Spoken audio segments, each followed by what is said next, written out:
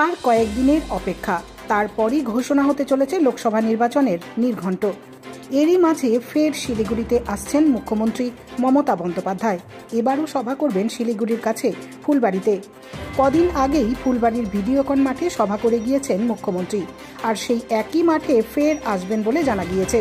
এই সভা ঘিরে চলছে জোর কদমে প্রস্তুতি। এই সভা থেকে বেশ কিছু সরকারি প্রকল্পের সুবিধা প্রদান করার কথা রয়েছে।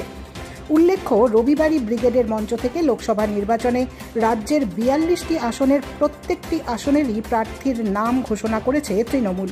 আর তার ঠিক পরেই ফের উত্তরবঙ্গ সফরে আসতে চলেছেন মুখ্যমন্ত্রী।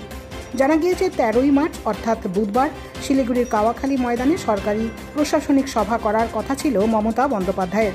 কারণ এই মাঠেই গত শনিবার সরকারি অনুষ্ঠানে যোগ দিয়েছিলেন প্রধানমন্ত্রী নরেন্দ্র মোদী।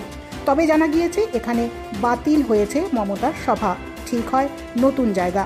আগামী 13ই মার্চ শিলিগুড়ির ফুলবাড়ি ভিডিওকন মাঠ থেকে উত্তরবঙ্গের জন্য সরকারি সুবিধা প্রদানের পাশাপাশি একাধিক প্রকল্পের উদ্বোধন করবেন মুখ্যমন্ত্রী।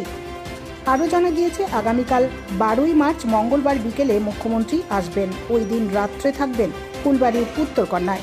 বুধবার 13ই মার্চ পাশেরই ফুলবাড়ির ভিডিওকন ময়দানে সরকারি কর্মসূচি রয়েছে মুখ্যমন্ত্রীর। সেই সভা থেকেই একগুচ্ছ সরকারি পরিষেবা সাধারণ মানুষের হাতে তুলে দেবেন মুখ্যমন্ত্রী। সেই সঙ্গে শিলিগুড়ি জলপাইগুড়ি উন্নয়ন কর্তৃপক্ষ, জনস্বাস্থ্য কারিগরি দপ্তর ও আরও কিছু সরকারি পরিষেবা প্রদান করবেন তিনি। গত কয়েক সপ্তাহ ধরেই একাধিকবার একাধিক জেলার সফরে যেতে দেখা গিয়েছে তৃণমূল নেত্রীকে। তবে 42 আসনে প্রার্থীর নাম ঘোষণার পর এবার উত্তরবঙ্গে আসছেন মুখ্যমন্ত্রী মমতা বন্দ্যোপাধ্যায়। 100 দিনের কাজের টাকা দেয় না, যারা কাজ করেছে প্রায় 7,000 মানুষ, 7,000 কোটি টাকা তাদের পাওনা আছে। আমি 3 থেকে 4 বার প্রধানমন্ত্রীর সাথে দেখা করেছি, এটা আমাদের টাকা। বাংলার আবাস যোজনা আমরা অর্ধেক দিই, ওরা অর্ধেক দেয়।